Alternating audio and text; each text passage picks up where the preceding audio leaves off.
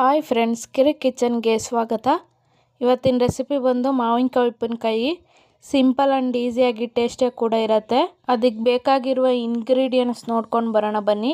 ನಾನಿಲ್ಲಿ ಒಂದು 10 ಮಾವಿನಕಾಯಿನ ವಾಶ್ ಮಾಡಿ ಬಟ್ಟೆಲಿ ಒರೆಸಿ ಸಣ್ಣ ಸಣ್ಣದಾಗಿ ಕಟ್ ಮಾಡಿ ಇಟ್ಕೊಂಡಿದ್ದೀನಿ.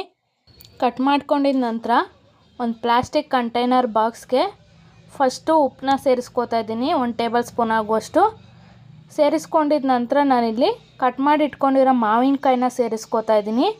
ಮಾವಿನಕಾಯಿನ ಸೇರಿಸ್ಕೊಂಡು ಮತ್ತೆ 1 ಟೇಬಲ್ ಸ್ಪೂನ್ ಆಗುವಷ್ಟು ಉಪ್ಪನ್ನ ಸೇರಿಸ್ಕೋತಾ ಇದ್ದೀನಿ. ಸೇಮ್ ಅದೇ ಥರ ಪ್ರೊಸೀಜರ್ನ ಕಂಟಿನ್ಯೂ ಮಾಡಬೇಕು.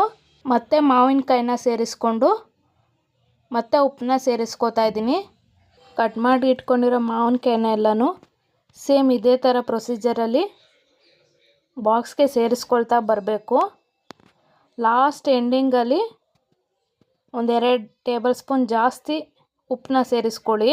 ಕಟ್ ಮಾಡಿ ಇಟ್ಕೊಂಡಿರೋ ಎಲ್ಲ ಮಾವಿನಕಾಯಿನೂ ಸೇರಿಸ್ಕೊಂಡಿದ ನಂತರ ಲಾಸ್ಟಲ್ಲಿ 2 ಟೇಬಲ್ ಸ್ಪೂನ್ ಆಗೋಷ್ಟು ಉಪ್ಪನ್ನ ಜಾಸ್ತಿ ಸೇರಿಸ್ಕೊಂಡು ಬಾಕ್ಸ್ ಮುಚ್ಚುಳನ ಮುಚ್ಚಿ ಚೆನ್ನಾಗಿ ಮೇಲೆ ಕೆಳಗಡೆ ಅಲ್ಲಾಡಿಸ್ಬಿಟ್ಟು ಇಡಿ. ಒಂದು 15 ದಿನ ಹಾಗೆ ಇಡಿ. 2 ದಿನಕ್ಕೆ ಒಂದ್ಸಲ ಇದೇ ಥರ ಮಿಕ್ಸ್ ಮಾಡಿ ಇಡಿ. ಇವಾಗ ನಾನು 15 ದಿನ ಆದಮೇಲೆ ಉಪ್ಪಿನಕಾಯಿ ಮಾಡೋಕ್ಕೆ ತಗೋತಾ ಇದ್ದೀನಿ.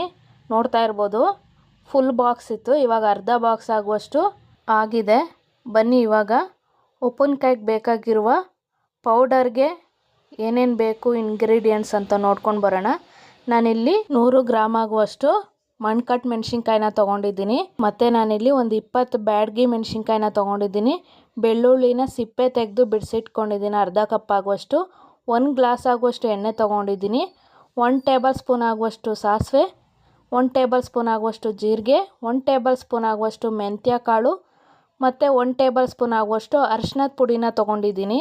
ಇವಾಗ ಒಂದು ಬಾಣಲೆಗೆ ಮೆಣಸಿನ್ಕಾಯಿನ ಸೇರಿಸ್ಕೊಂಡು ನಾನಿಲ್ಲಿ ಖಾರಕ್ಕೆ ಬೇಕು ಅಂತ ಮಣ್ಕಟ್ಟು ಮೆಣಸಿನ್ಕಾಯಿನ ಯೂಸ್ ಮಾಡ್ತಾ ಇದ್ದೀನಿ. ಉಪ್ಪಿನಕಾಯಿ ಖಾರ ಇದ್ರೇ ಟೇಸ್ಟಾಗಿರುತ್ತೆ. ಹಾಗಾಗಿ ನೀವು ಖಾರ ಕಡಿಮೆ ಯೂಸ್ ಮಾಡ್ತೀರಾ ಅಂದರೆ ಮೆಣಸಿನ್ಕಾಯಿ ಸ್ವಲ್ಪ ಕಡಿಮೆನ ಯೂಸ್ ಮಾಡ್ಕೊಳ್ಳಿ. ಮೆಣಸಿನ್ಕಾಯಿನ ಹುರ್ಕೊಳ್ಳಿ, ಬಿಸಿ ಆಗೋವರೆಗೂ ಚೆನ್ನಾಗಿ ಹುರ್ಕೊಳ್ಳಿ. ಆದರೆ ಮೆಣಸಿನ್ಕಾಯಿನ ಸೀಸಕ್ಕೆ ಹೋಗಬೇಡಿ, ಬ್ಲ್ಯಾಕ್ ಆಗೋವರೆಗೂ ಬಿಡಬೇಡಿ. ಮೆಣಸಿನ್ಕಾಯಿನ ಹುರ್ಕೊಂಡಿದ ನಂತರ ಬೇರೆ ಬೌಲ್ಗೆ ಸರ್ವ್ ಮಾಡಿ ಇಟ್ಕೊಳ್ಳಿ. ಸರ್ವ್ ಮಾಡ್ಕೊಂಡಿದ ನಂತರ ನಾನಿಲ್ಲಿ ಬ್ಯಾಡಗಿ ಮೆಣಸಿನ್ಕಾಯಿನ ಸೇರಿಸ್ಕೋತಾ ಇದ್ದೀನಿ. ಇದನ್ನು ಅಷ್ಟೇ ಬಿಸಿ ಆಗೋವರೆಗೂ ಸ್ವಲ್ಪ ಹುರ್ಕೊಳ್ಳಿ.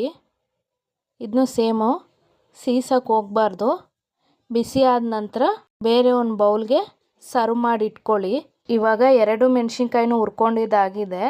ಅದೇ ಬಾಣಲೆಗೆ 1 ಟೇಬಲ್ ಸ್ಪೂನ್ ಮೆಂತ್ಯ ಕಾಳು ಮತ್ತು 1 ಟೇಬಲ್ ಸ್ಪೂನ್ ಆಗುವಷ್ಟು ಜೀರಿಗೆ, 1 ಟೇಬಲ್ ಸ್ಪೂನ್ ಆಗುವಷ್ಟು ಸಾಸಿವೆ ಇಷ್ಟನ್ನು ಸೇರಿಸ್ಕೊಂಡು ಚೆನ್ನಾಗಿ ಹುರ್ಕೊಳ್ಳಿ.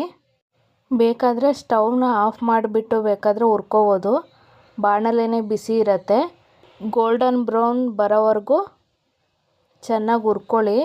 ಹುರ್ಕೊಂಡಿದ್ದಾದ ನಂತರ ಒಂದು ಬೌಲ್ಗೆ ಸರ್ವ್ ಮಾಡಿ ಇಟ್ಕೊಳ್ಳಿ.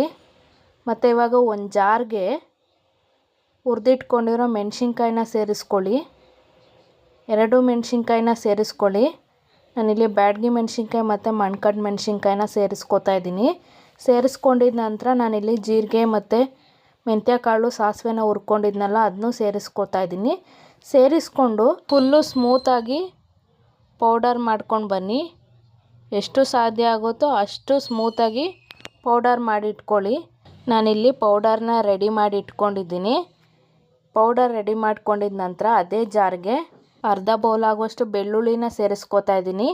ಮತ್ತು 1 ಟೇಬಲ್ ಸ್ಪೂನ್ ಆಗುವಷ್ಟು ಅರಿಶಿನದ ಪುಡಿನ ಸೇರಿಸ್ಕೋತಾ ಇದ್ದೀನಿ. ಮತ್ತು ನಾನಿಲ್ಲಿ ರುಬ್ಕೊಳ್ಳೋಕ್ಕೆ ಮಾವಿನಕಾಯಿನಲ್ಲಿರೋ ನೀರಿನ ಅಂಶನೇ ತೆಗೆದು ಅದನ್ನೇ ಜಾರ್ಗೆ ಸೇರಿಸ್ಕೋತಾ ಇದ್ದೀನಿ. ಸೇರಿಸ್ಕೊಂಡು ಪೇಸ್ಟ್ ಮಾಡ್ಕೋತಾ ಇದ್ದೀನಿ. ಮತ್ತು ನಾವಿಲ್ಲಿ ಬೇರೆ ಯಾವುದು ನೀರನ್ನ ಯೂಸ್ ಮಾಡಬಾರ್ದು. ನಿಮಗೆ ಮಾವಿನಕಾಯಿ ಅಂಶದಲ್ಲಿ ನೀರಿಲ್ಲ ಅಂತಂದರೆ ನಿಂಬೆ ಹಣ್ಣಿನ ರಸನ ಸೇರಿಸ್ಕೊಂಡು ಚೆನ್ನಾಗಿ ಪೇಸ್ಟ್ ಮಾಡ್ಕೊಳ್ಳಿ. ನೀರನ್ನ ಸೇರಿಸ್ಕೊಂಡು ರುಬ್ಬಕ್ಕೆ ಹೋಗಬಾರ್ದು. ನಾನಿಲ್ಲಿ ಒಂದು 4-5 ಸಲ ಮಾವಿನಕಾಯಲ್ಲಿರೋ ರಸನೇ ತೆಗೆದು ನುಣ್ಣಗೆ ಪೇಸ್ಟ್ ಮಾಡಿ ರೆಡಿ ಮಾಡಿ ಇಟ್ಕೊಂಡಿದ್ದೀನಿ. ಪೇಸ್ಟ್ ರೆಡಿಯಾಗಿದೆ. ಬನ್ನಿ ಒಗ್ಗರಣೆ ಮಾಡ್ಕೊಳ್ಳೋಣ. ಇವಾಗ ಒಂದು ಬಾಣಲೆಗೆ 1 ಗ್ಲಾಸ್ ಆಗುವಷ್ಟು ಎಣ್ಣೆನ ಹಾಕೋತಾ ಇದ್ದೀನಿ. ಎಣ್ಣೆ ಬಿಸಿಯಾದ ನಂತರ ನಾನಿಲ್ಲಿ 1 ಟೇಬಲ್ ಸ್ಪೂನ್ ಆಗುವಷ್ಟು ಸಾಸಿವೆನ ಸೇರಿಸ್ಕೋತಾ ಇದ್ದೀನಿ. ಸಾಸಿವೆ ಎಲ್ಲ ಚಿಟಪಟ ಅಂದಮೇಲೆ ನಾನಿಲ್ಲಿ ಸ್ಟವ್ನ ಆಫ್ ಮಾಡ್ಕೋತಾ ಇದ್ದೀನಿ. ಸ್ಟವ್ನ ಆಫ್ ಮಾಡಿಕೊಂಡು 1-2 ನಿಮಿಷ ಆದಮೇಲೆ ನಾವು ಈಗಾಗಲೇ ರುಬ್ಬಿಟ್ಕೊಂಡಿರೋ ಮಸಾಲೆನ ಸೇರಿಸ್ಕೋತಾ ಇದ್ದೀನಿ. ಮಸಾಲೆನ ಸೇರಿಸ್ಕೊಂಡು ಚೆನ್ನಾಗಿ ಮಿಕ್ಸ್ ಮಾಡ್ಕೊಳ್ಳಿ. ಸ್ಟವ್ನ ಆಫ್ ಮಾಡಿಕೊಂಡೇ ಮಿಕ್ಸ್ ಮಾಡಿ, ಯಾಕಂದರೆ ಮಸಾಲೆ ಸೀದೋದ್ರೆ ಉಪ್ಪಿನಕಾಯಿ ಚೆನ್ನಾಗಾಗಲ್ಲ. ಹಾಗಾಗಿ ಸ್ಟವ್ನ ಆಫ್ ಮಾಡಿಕೊಂಡು ರುಬ್ಬಿಟ್ಕೊಂಡಿರೋ ಮಸಾಲೆನ ಸೇರಿಸ್ಕೊಂಡು ಚೆನ್ನಾಗಿ ಮಿಕ್ಸ್ ಮಾಡ್ಕೊಳ್ಳಿ.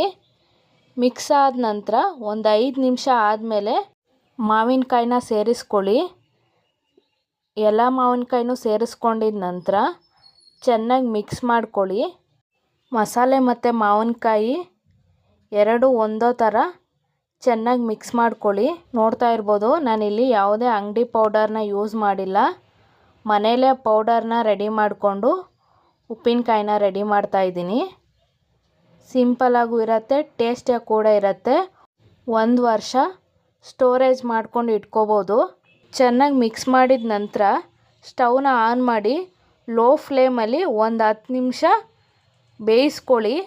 ಆವಾಗವಾಗ ತಿರ್ಗಿಸ್ಕೋತಾ ಇರಿ.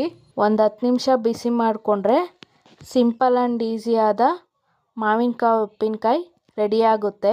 ಈ ರೀತಿ ಒಮ್ಮೆ ನೀವು ಮನೆಯಲ್ಲಿ ಟ್ರೈ ಮಾಡಿ ಹೇಗಿತ್ತು ಅಂತ ಕಮೆಂಟ್ ಬಾಕ್ಸಲ್ಲಿ ತಿಳಿಸಿ. ಸಿಂಪಲ್ ಆ್ಯಂಡ್ ಈಸಿಯಾದ ಮಾವಿನಕಾಯಿ ಉಪ್ಪಿನಕಾಯಿ ಸವಿಯಲು ರೆಡಿ. ಮತ್ತು ನಾನಿಲ್ಲಿ ಉಪ್ಪಿನಕಾಯಿ ಬಿಸಿ ಆರಿದ ಮೇಲೆ 1 ಗ್ಲಾಸ್ ಕಂಟೈನರ್ ಬಾಕ್ಸ್ಗೆ ಸ್ಟೋರೇಜ್ ಮಾಡಿ ಇಟ್ಕೋತಾ ಇದ್ದೀನಿ. ನೀವು ಬೇಕಾದರೆ ಗ್ಲಾಸ್ ಕಂಟೈನರ್ ಬಾಕ್ಸಲ್ಲಾದರೂ ಸ್ಟೋರೇಜ್ ಮಾಡ್ಕೊಂಡು ಇಟ್ಕೋಬೋದು, ಅಥವಾ ಪಿಂಗಾಣಿಲಾದರೂ ಸ್ಟೋರೇಜ್ ಮಾಡ್ಕೊಂಡು ಇಟ್ಕೋಬೋದು. ಹಾಳಾಗೋದಿಲ್ಲ. 1 ವರ್ಷ ಇಟ್ಟರು ಈ ಥರ ಮಾಡಿದ್ರೆ ಉಪ್ಪಿನಕಾಯಿ ಹಾಳಾಗೋದಿಲ್ಲ. ನಾನಿಲ್ಲಿ 2 ಬಾಕ್ಸ್ಗಾಗುವಷ್ಟು ಉಪ್ಪಿನಕಾಯಿನ ಸ್ಟೋರೇಜ್ ಮಾಡ್ಕೊಂಡು ಇಟ್ಕೊಂಡಿದ್ದೀನಿ.